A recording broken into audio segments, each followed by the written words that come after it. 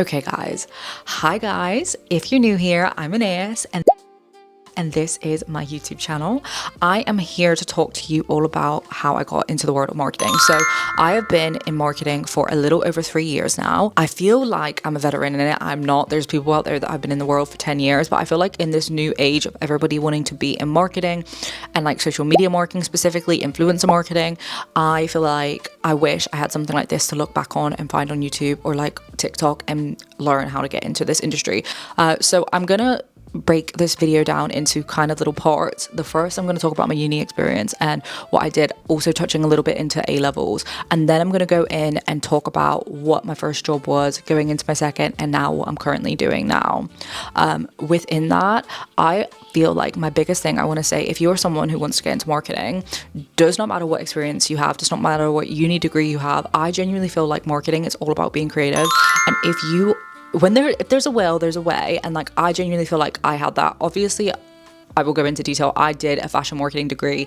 I feel like you can do a complete different degree, and as long as you can come to an interview and show I have done XYZ, especially in this age of like social media on your phone, you can do freelance things, like even if it's working with for like a family friend, like do stuff that show you are able to like transferable skills basically. And to start off with, I guess I'll preface and say like I've always kind of knew I wanted to work in marketing. I feel like I always knew I wanted to work in fashion, and that's why I did fashion marketing as my uni degree. Growing up, you see The Devil Wears Prada and you think, oh my god, that is my dream life. To start off with, I went to college and I did a health and social care BTEC. I did nothing to do with business. I did graphic design and I did photography, so I was really creative. I went to Leeds Beckett and I actually got through by an unconditional. So once again, like luckily did not have to care what my grades are. I did really, like I got decent grades, but I luckily like was like, I'm in regardless, I'm going to uni, honey. In uni, it was like the best experience. I remember like going into the uni classrooms and it would be like Beyonce in the screen with Burberry on, and we'd like have to like analyze why she'd wear that and what like brand collabs were really good. And I feel like looking back, it feels like we were just doing a whole bunch of like nothing, but at the same time I guess it was the basis of like understanding how consumer habits happen, like how people buy, why people buy. I feel like although marketing feels a bit like, especially now working in social media marketing, I feel, and like influencer marketing, I feel like people can make it sound like it's all about being pretty and like aesthetics, but there is a lot of like data behind things and how people buy and why people buy, and it's just interesting to understand those things. Obviously, I feel like if you do a uni degree, if you do business management or anything like fashion marketing, I do think like, I'm going to be real honest, I feel like there's nothing in uni that I have like necessarily utilized specifically. I say like, if you go and do a history degree or a random degree, like as long as you can show you're willing to be creative, like do a course on the side, teach yourself Adobe, like make yourself a portfolio, learn about Canva, like there's so many things you can do now. That means you don't need to like learn those things in university. I feel like the stuff in university was like nice, and to an extent it's knowledgeable, but like holding my hands up and saying like, I feel like the creative industry, genuinely you can do any degree as long as you show that you're creative and you're willing to learn. Because that's the thing, I feel like even being in uni, there's so many things I did not understand about the marketing roles until I got into the role, and then I was like, oh wait, there's loads. So how I fell into my first job was, I honestly fell into it by a fluke. One of my friends basically said she was applying for a grad job, and to preface, she went uni of Leeds and I went Leeds Beckett. So I feel like, I don't know if this is something that I was just worried about when I was younger, but I feel like a lot of people would talk about how Beckett and uni of was like, you go Beckett, you're almost like the dumb child. Obviously I didn't think I was the dumb child. It was like, you know, I'll apply, but like I didn't think anything of it, right? I like, especially when I knew one of my friends was applying who went uni of. Now I feel like, once again, this is why I feel like when I'm telling you like apply, just apply, like as long as you can show in your CV you're creative and you're willing to do things, that is all that matters. I also got work experience by literally just doing stuff with friends and family. Like if I had a family member who ran like a business, I literally was just like, can I post Instagram pictures and stuff? And I basically put that on my CV. I feel like, if I'm being honest, at that point, I don't really think they're like gonna fact check you and reference you. One of my references was literally my friend's dad. So like, I really don't think at that point they were checking references. And also bear in mind, this was a grad role. So like, I think they knew that people weren't going to have like job references. It was just like character references. For that in the December, and I heard back by April that I officially got the job. It was probably like 4 in total steps and stages. I want to say, or maybe 3. I want to say like I had 1 or 2 with the HR woman, and then we had an assessment day. And this was like so crazy looking back, because I went in and it was just like all the girls I ended up getting the grad job with. It was probably like in total maybe like 30 something of us competing, which is like weird to say that we were competing, but we low-key were, because we were all applying for like similar jobs, or like it was like 6 of us who would know we were all applying for the same job. Obviously I did the interview and I got it, and looking back, like all I did was be myself in that interview. And I feel like the key to like an interview, and I feel like now I can truly say, is literally just be yourself, like show your personality. Like, people want to hire somebody who they want on their team. They want to hire someone who they think is nice, like who they think will work well with them every single day, as well as the fact that like you're skilled for the role. But like, especially in the creative industry, I feel like personality is such a big thing. You can literally know every single thing, but if your personality is so bland, like people aren't going to want to work with you. And I feel like that is the thing. I always feel like, and joke around and say like I'm the personality hire, because I feel like my personality is what makes me me. Obviously I think I'm good at my job, but I think like I feel like I am authentically me regardless of the situation, and that is what people want to see, especially in these creative roles where you're like running social medias, and sometimes you're like the face of a brand, or you're just doing these like interesting videos. And I feel like now, obviously when I applied, I feel like it wasn't as common to like be in social media, even though it was, but it wasn't. Like I feel like now it's definitely like a big hype and everybody wants to do it. But I feel like when I applied, they didn't care if you had a following or anything. But I feel like now, if you're applying, like you should definitely be posting on your private socials. However, I will say, like, if a job asks me for my personal socials in an application, I automatically think that's a bit odd, because I don't know, I don't think I need to have a big page to run your Instagram. I could be like a private person. But that being said, like if you don't have experience, this is where I'm saying like just make yourself experience. Like that's how you're going to get your foot in the front door. And whilst I was at that grad job, I was a grad role, so it was a 6-month rotation. It was 6 months on the influencer team and 6 months on the social team. This was at Look Fantastic, the Hook group, and it was probably one of like the hardest experiences in my life, which sounds like crazy, but I feel like being your first job, I feel like you just feel like a fish out of water. You feel like so overwhelmed. You feel like, I don't know what I'm doing, like is this right? Like you're just doubting yourself. And like I said earlier, I feel like there were so many things I didn't know about like the marketing world. I didn't understand like how channels worked, and like what teams were. So I will give a small breakdown, which I feel like every team, every company is different, but essentially there's like different teams for different things. It will be like a marketing team, which will be like probably over a bunch of teams. And marketing could be under like trade, could be under marketing. CRM would be under marketing, which is email marketing. It's like so many things that could be under it. But then, so you have marketing side, and then you could have the brand side. The brand side, once again, depends on the company. When I was on my first role, influencer was under marketing, so it wasn't under brand, whereas the second company I worked for, influencer was under brand. So it just depends what company you work under. When I was working at the Look Fantastic, I worked on the social team and influencer team.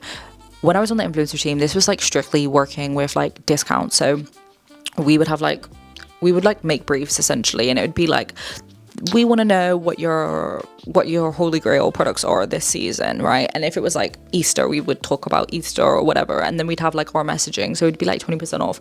And then we would like make these briefs, send them out to the influencers, and then basically we would have like a set amount of influencers we'd have to work with a month.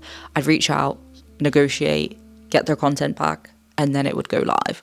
This was never really UGC at all. Like this was strictly just like the ads you see, like the 20% off, the discount codes. That's what we did. Or we did gifting as well. Went to the social team. I think it was good because I moved over to the social team, which is like the team I really, really was excited to join.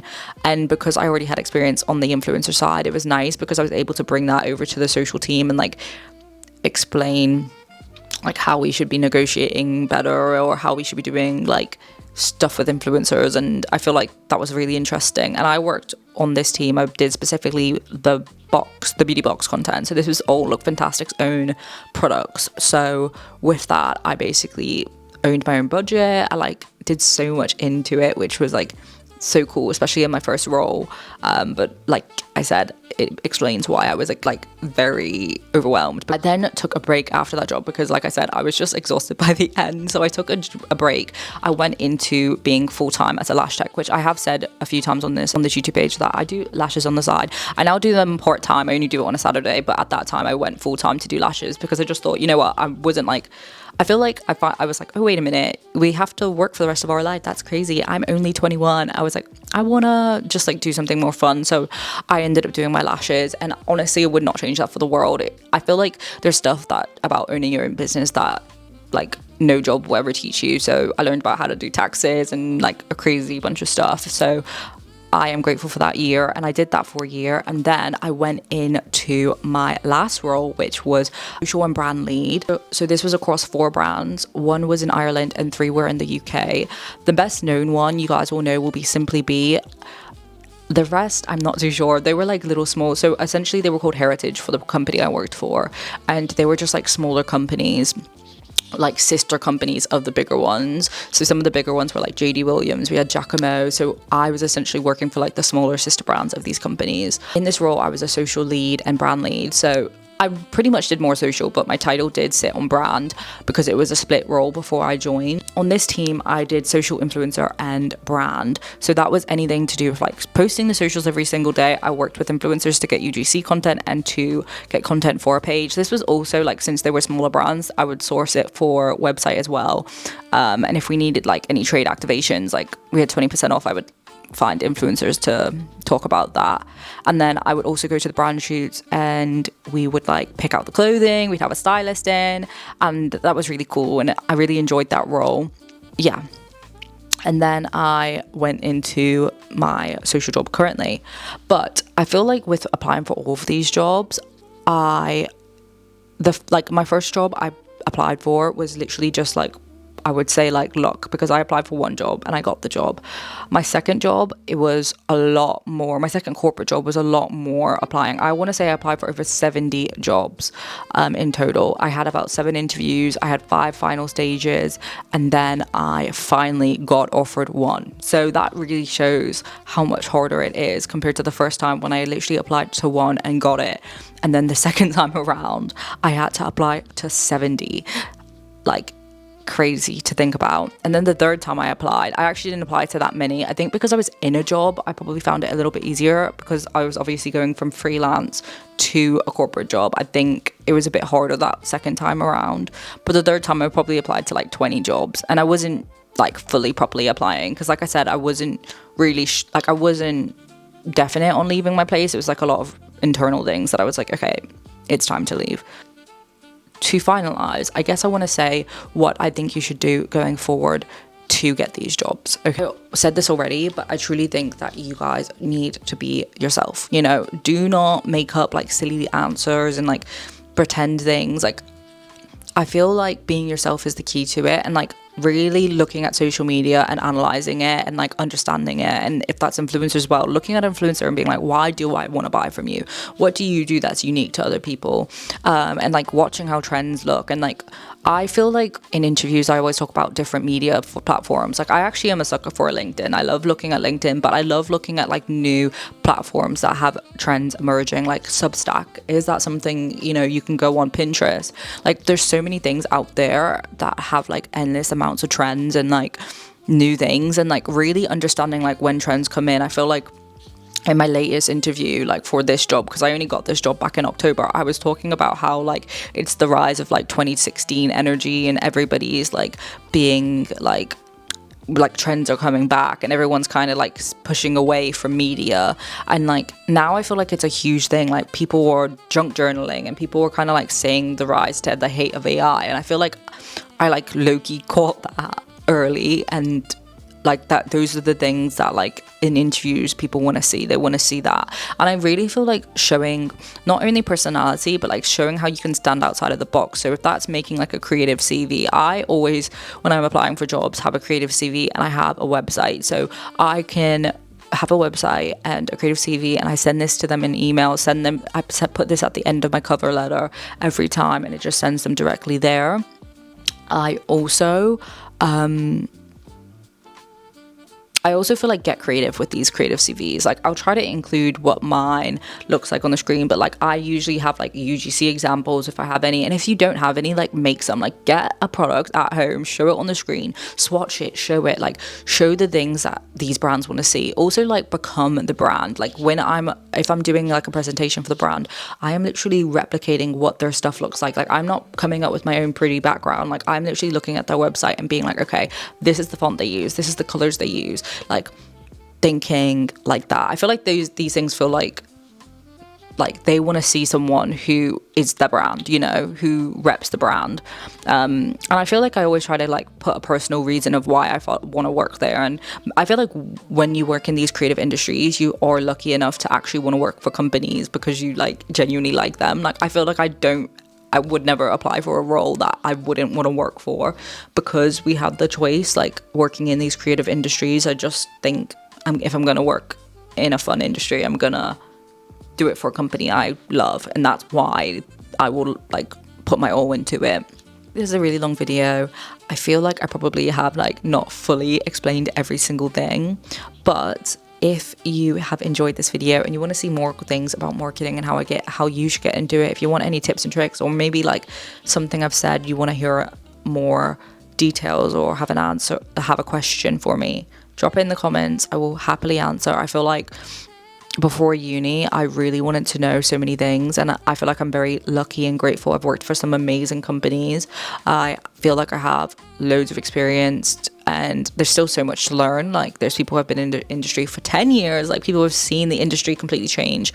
But if I can help any single person who is looking to get in it or who's currently in it, I'm going to be here to answer your questions. So with that said, thank you so much for watching, guys.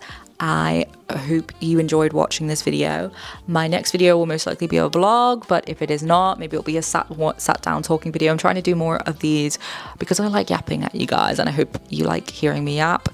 So yeah, thank you so much for watching, guys. Bye.